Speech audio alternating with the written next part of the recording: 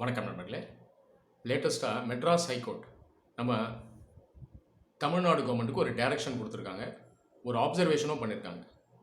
எது சம்மந்தமாக அப்படின்னு கேட்டிங்கன்னா, நம்மளுடைய தமிழ்நாடு ஸ்டேட் டிரான்ஸ்போர்ட் கார்ப்பரேஷன் சம்மந்தமானது. அதாவது கவர்மெண்ட் பஸ்ஸஸ் இருக்கு இல்லையா, இது சம்மந்தமான ஒரு விஷயம் தான். என்ன அப்படின்னு கேட்டிங்கன்னா, பர்சன்ஸ் வித் டிசபிலிட்டிஸ், அதாவது டிசேபிள்டு பீப்புள். டிசேபிள்டு பீப்புள்னு சொல்கிறத விட டிஃப்ரெண்ட்லி ஏபிள்னு சொல்கிறது தான் சரியாக இருக்கும். But anyway, people with disabilities, இவங்களுக்கு வசதியாக இருக்க மாதிரி பேருந்துகளை வடிவமைக்கணும் அப்படின்னு சொல்லியிருந்தாங்க. அதுவும் ஸ்பெசிஃபிக்காக லோ ஃப்ளோர் பஸ்ஸஸ், ஈஸியாக ஏறுறதுக்கு உதவியாக இருக்க லோ ஃப்ளோர் பஸ்ஸஸை நீங்கள் நிறையா கொண்டு வரணும் அப்படின்னு சொல்லியிருந்தாங்க. இது இப்போ இல்லை, ஏற்கனவே இது சம்மந்தமாக மெட்ராஸ் ஹைகோர்ட் கவர்மெண்ட்டுக்கு ஸ்ட்ரெஸ் பண்ணியிருந்தது. இப்போ மறுபடியும் அவங்க அப்சர்வ் பண்ணியிருக்காங்க இது சம்மந்தமாக. ஏற்கனவே இந்தியாவில் rights of persons with disabilities act அப்படின்ற தனி சட்டமே இருக்குது. இந்த சட்டம் பார்த்தீங்கன்னா டிசேபிள்டு பீப்புள் இவங்களுக்கு ஒரு சில உரிமைகளை அளிக்குது. அதுவும் அந்த பேசிக்கான விஷயங்களை நம்ம பார்த்தோம் அப்படின்னா, டிசேபிள்டு ஃப்ரெண்ட்லி இன்ஃப்ராஸ்ட்ரக்சரை முடிஞ்ச வரைக்கும் கொண்டு வரணும்னு சொல்லுது. உதாரணத்துக்கு education institutions, work places, hospitals, transport, இதிலெல்லாம் டிசேபிள்டு பீப்புள் யூஸ் பண்ணுற மாதிரி ஏதுவாக இன்ஃப்ராஸ்ட்ரக்சரை மாற்றி அமைக்கணும், கொண்டு வரணும்னு சொல்கிறாங்க. உதாரணத்துக்கு ரேம்ப் கொண்டு வரணும், ஓகேங்களா, எலிவேட்டர் ஃபெசிலிட்டி கொண்டு வரணும், இதெல்லாம் கொண்டு வரணும் அப்படின்னு சொல்லுது. ஸோ இதுவும் பார்த்தீங்கன்னா டிரான்ஸ்போர்ட்டுக்கும் அப்ளை ஆகும். ஸோ பப்ளிக் டிரான்ஸ்போர்ட் அப்படிங்கிறது வந்து மெயினாக நம்ம இந்தியாவில் எடுத்து பண்ணுறது வந்து கவர்மெண்ட் அண்டர்டேக்கிங்ஸ் தான். ஸோ கவர்மெண்ட் அண்டர்டேக்கிங்ஸ் அவங்களுடைய பேருந்துகளில் டிசேபிள்டு பீப்புள் ஈஸியாக ஏறுற மாதிரி லோ ஃப்ளோர் பஸ்ஸஸை நீங்கள் ஏன் கொண்டு வர மாட்டீங்க, இந்நேரம் கொண்டே வந்திருக்கணும், சட்டமே சொல்லுது, நீங்கள் ஏன் கொண்டு வரல அப்படின்னு மெட்ராஸ் ஹைகோர்ட் இந்த கேள்வியை எழுப்பியிருக்காங்க.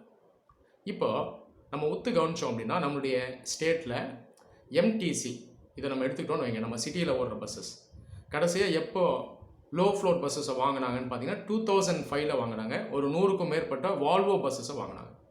ஜென்ரலாக லோ ஃப்ளோர் பஸ்னாலே நம்ம ஆளுங்க நிறைய பேர் வந்து வால்வோ பஸ் தான் அப்படின்னு சொல்லுவாங்க. அந்த காலத்தில் இந்த யூரோப்பியன் மேக்கர்ஸ் தான் லோ ஃப்ளோர் பஸ்ஸஸை கொண்டு வந்தாங்க.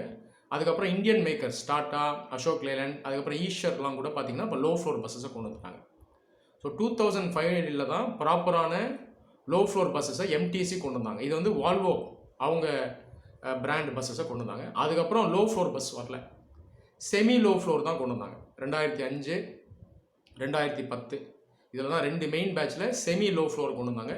இப்போயும் அந்த செமி லோ ஃப்ளோர் பஸ்ஸஸ் ஓடுது. ஒத்து பார்த்தீங்கன்னா எல்லாமே அசோக் லேலண்ட் பஸ்ஸஸ் தான்.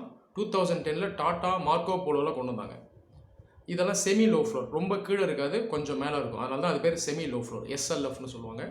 இந்த பஸ்ஸஸில் பார்த்தீங்கன்னா ஏர் சஸ்பென்ஷனும் இருக்கும், ஆட்டோமேட்டிக் டோர்ஸும் இருக்கும், ஓகேங்களா. ஸோ இதெல்லாம் டீலக்ஸ் பஸ்ஸஸ் அப்படின்னு ஓடுது. ஸோ இது வந்து செமி லோ ஃப்ளோர். ஆனால் லோ ஃப்ளோர் பஸ்ஸஸை நம்ம கடைசியாக விட்டது 2005 தான், வால்வோ பஸ்ஸஸ்.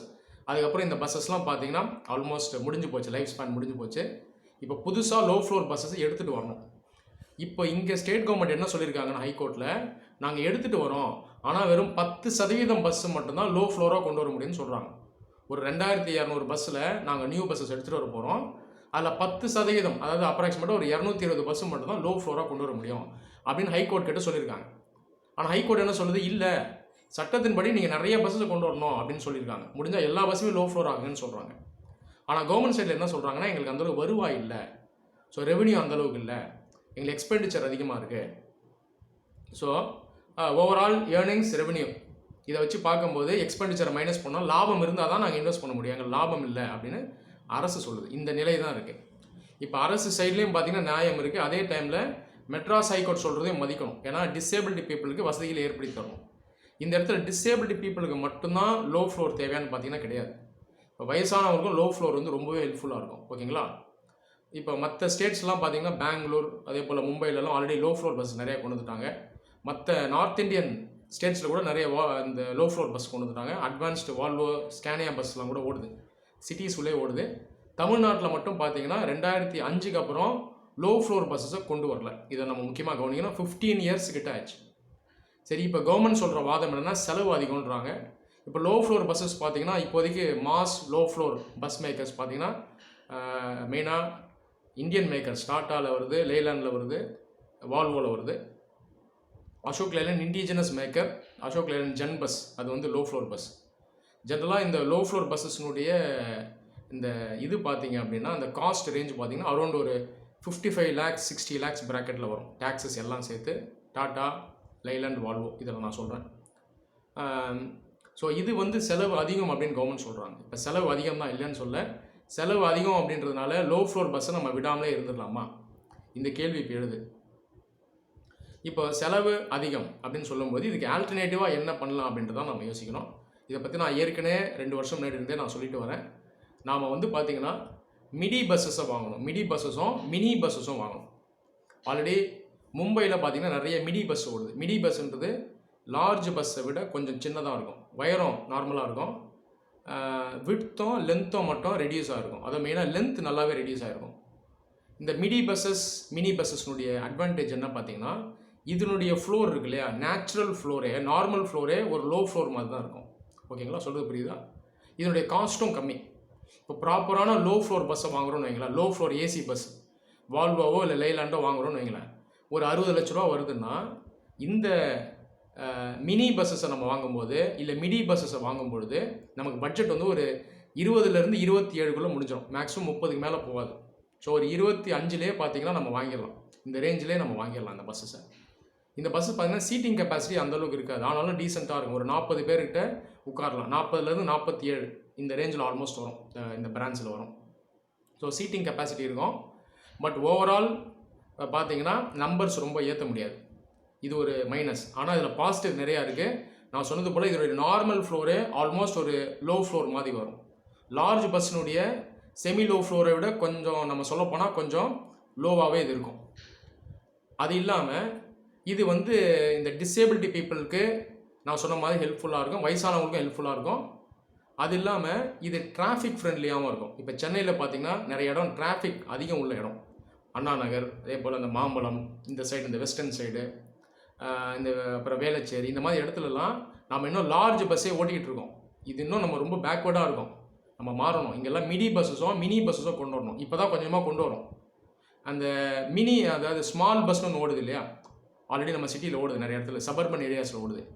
அது பார்த்தீங்கன்னா மினி பஸ்ஸு, அதுக்கும் கொஞ்சம் பெருசாக இருக்கிறது தான் மிடி பஸ். மினி பஸ்லேயும் சரி மிடி பஸ்லேயும் சரி கொஞ்சம் லோ ஃப்ளோர் இருக்கிற மாதிரியும் அந்த பிளாட்ஃபார்மில் இந்த பிராண்ட் இருக்குது, டாட்டா லைலாண்ட்லலாம் இருக்குது. இதை நம்ம வாங்கலாம். ஓகேங்களா, ஸோ டாட்டாவில் அல்ட்ரா இருக்குது, லைலாண்டில் லிங்க்ஸ் இருக்குது, இதெல்லாம் நம்ம வாங்கி போடலாம். ஸோ ஏசி வாங்கலைன்னா கூட நான் ஏசியிலே வாங்கலாம்.